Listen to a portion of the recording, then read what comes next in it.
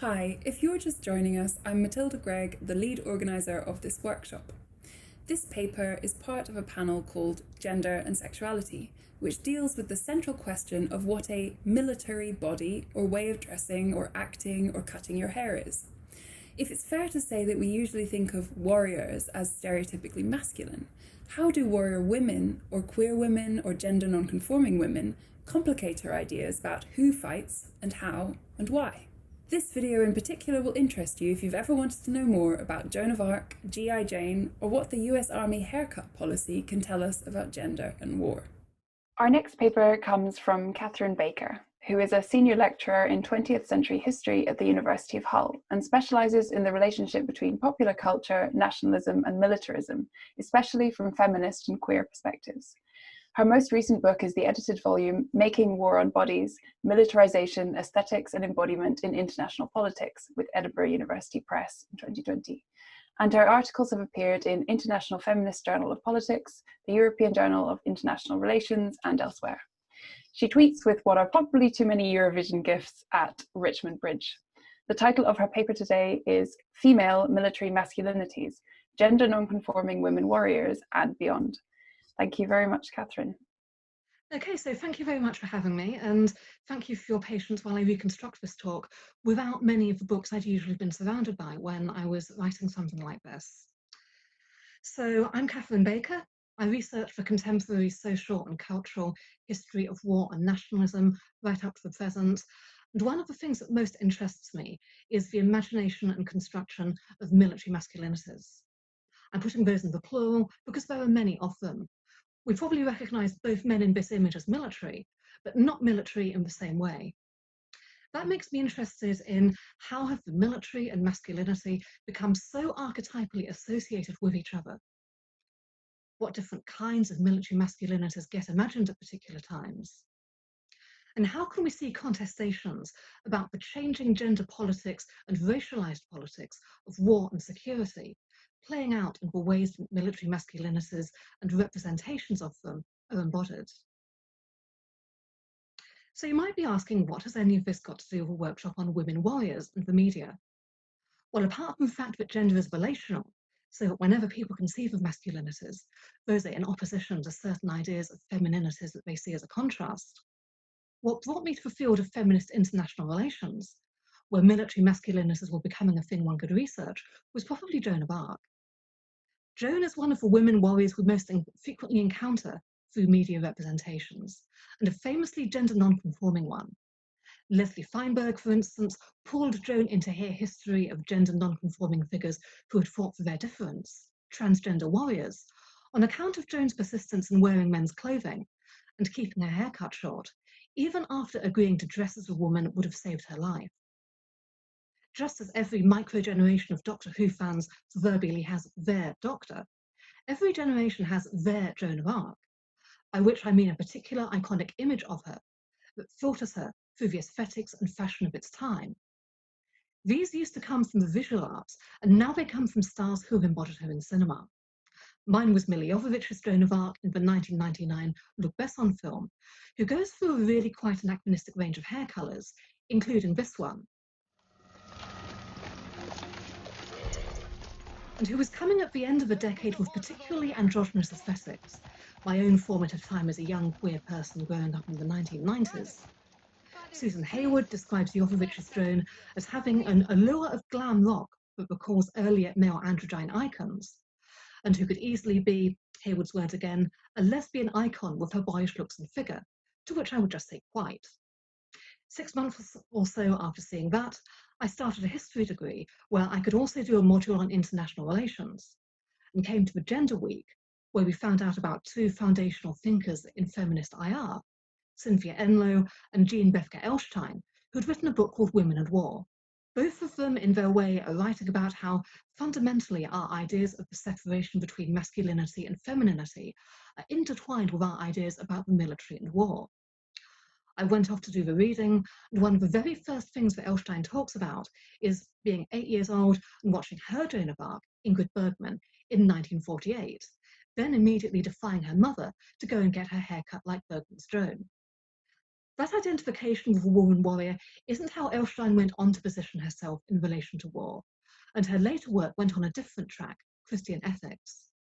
The feminist IR scholar whose work actually informs mine more of the time is Enloe, who's interested in how the military constructs a certain gender order for its own needs, and how that then permeates through everyday life and popular culture to make the militarist gender order seem natural. Enloe calls that militarization, a term I've used a lot, though there are some caveats around how well that term accounts for the structures of state institutions' violence against people of colour and disabled people, which I can expand on more in Q&A. It's the idea of militarization which makes me wonder what representations of women warriors, be they real, fictional, or fantastic, do imaginatively. How far are any of them part of that process of militarization, building identifications between people and the military and what it does? What are any of them reflecting about their wider cultural and historical moment, the contestations over gender, nationhood, war, and security that were taking place then? And what else are any of them using the figure of the warrior or the setting of the military in order to narrate? Enloe is interested in how military power works and what feminists can do to disrupt it.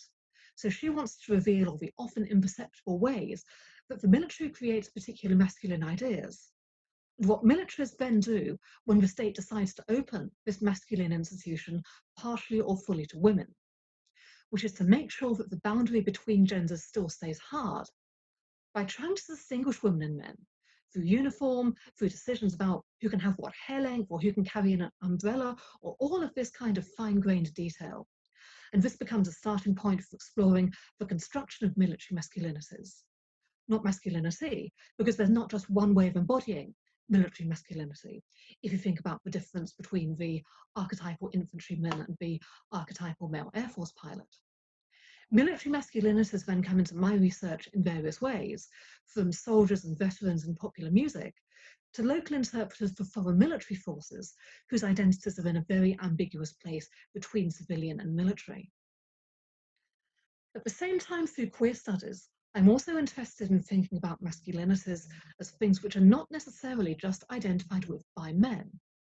Joan of Arc, so famously gender transgressive, appealed to someone like Leslie Feinberg in 1997 as an exemplar of a kind of gender non-conformity that the queer critic Jack Halberstam, writing in 1998, called female masculinity in a book of the same name.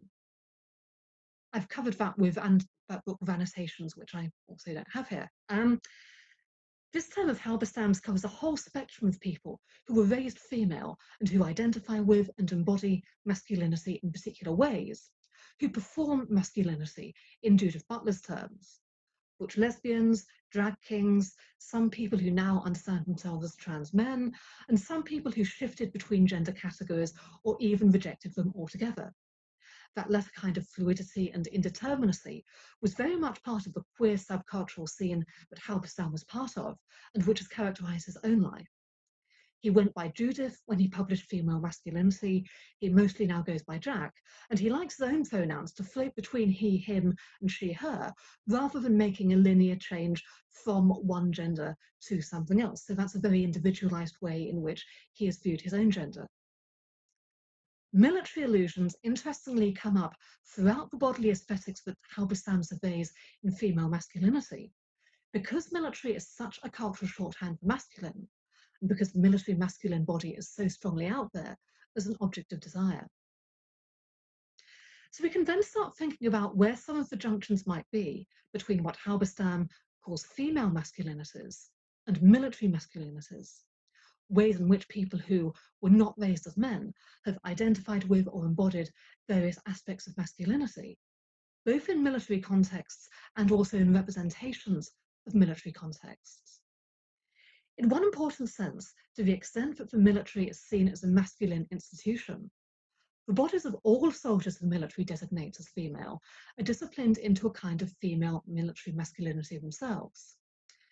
Sina Divik writes in her study of gender and counterinsurgency, while it's important that women's martial bodies become instilled with a kind of military masculinity, in order to be seen to be capable of performing as real soldiers, it is crucial that they maintain their femininity, And I would add to Dievik that military culture often disciplines them if they don't. The sociologist Melissa Herbert, in the mid-1990s, when in the US there were many debates about gender integration in the military, did research of US servicewomen on the strategies of gender performance that they used to fit in. And they widely perceived that the penalties for expressing masculinity might be far greater for military women than penalties for expressing femininity. This was, of course, when any US servicewoman labelled as a lesbian could be dismissed under Don't Ask, Don't Tell.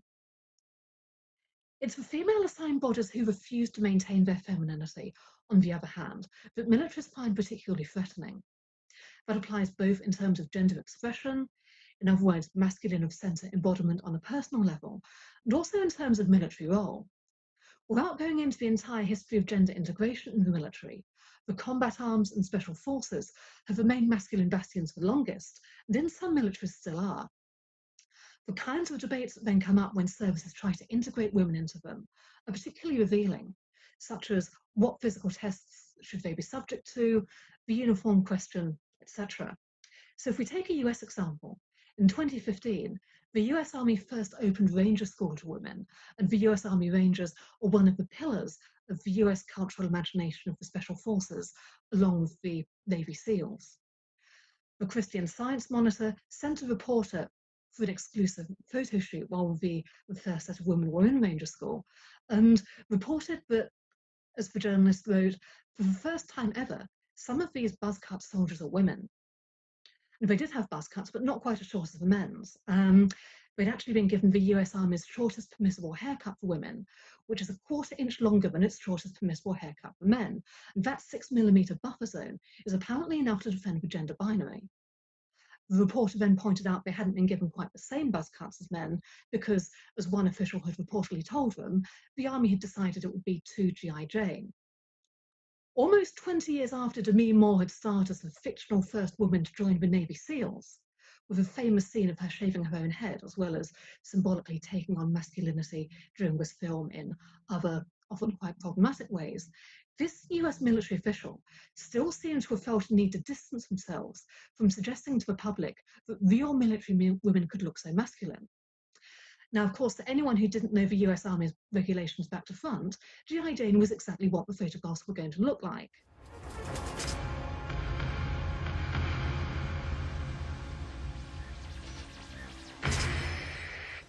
I use this example because it illustrates how military practices and practices of representing the military form a continuum where they both influence each other. The military's aesthetics of bodies influence popular cultural representations, which then become part of the substrate of perceptions of the military that the military itself is reacting to. And that's a continuum I want to explore in a larger project, which I'd thought of for a long time as having the title Female Military Masculinities. In the title of this paper, I've put the word female in quotation marks. The point that gives me pause of that title, however, is whether by making this conjunction for two terms, I risk sweeping up all gender non-conforming expressions of masculinity, as if all of the people who have expressed them were female. In the contemporary moment, we can be certain some of them are not. The former elite athlete and German sports soldier Julian Buschbaum, for instance, was known for world of sport as a woman when he competed internationally in women's pole vault between 1998 and 2003. Both for women's athletics and probably even for the German military, Buschbaum's gender expression was very far towards the masculine of centre in actually quite a military-coded way. While he was competing, before he had come out as trans, he appeared to media as an extremely gender non-conforming woman, or more often when his competitions were being televised, got panned past so that cameras could spend more time showing the viewer Yelena Isinbayeva and other conventionally feminine competitors in his event. Because Buschbaum had been an international athlete, his coming out and starting hormone treatment happened in the public eye. He's since become a high jump coach, a motivational speaker, and a celebrity on one edition of German Dancing with the Stars. While his is a publicly visible case, it reminds us that in militaries open to women, some of the gender non-conforming people among what the military regards as its women soldiers won't be. Many of them will be women, some of those will be queer women, and most or all of them may well be presumed to be queer because of their gender non-conforming embodiment. Some of them, however, will not be women. Some will make sense of their gender variance as trans men or in non-binary ways, whether they already sensed they were gender variant and joined the military because they perceived it as a space where women and people thought of as women could embody more masculinity than in civilian life, or whether their gender variance was actually a realization they came to through their time in the military. I think the queer history and politics of the military is only just beginning to sit with these kinds of trans possibilities. When we go further than the present moment, we're forced to replace declaration with indeterminacy, addressing times when trans hadn't even existed as a category, yet staying informed by knowledge that recognises trans possibilities in the past. Only occasionally do we have sources in the subject's own words, such as the men's suit-wearing French writer Jane Dieulafoy in Rachel Mesch's Beyond Trans, who was first able to experience men's dress on enlisting as a sharpshooter in the Franco-Prussian War. More often, we're in the position of the historian Jen Manion in Female Husbands, a recent study of gender-variant people in 18th and 19th century Britain and North America, who were found to have lived as men and married women, plus some who were soldiers and sailors. We have evidence of subjects' behaviour, but filtered through newspapers, the police and the courts, and other gender non-conforming people who successfully evaded the notice of those institutions may have left no trace on the historical record at all, and perhaps they'd have liked it that way.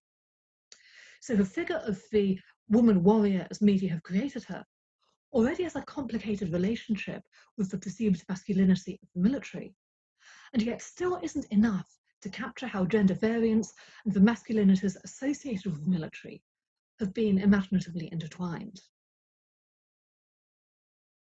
Thank you.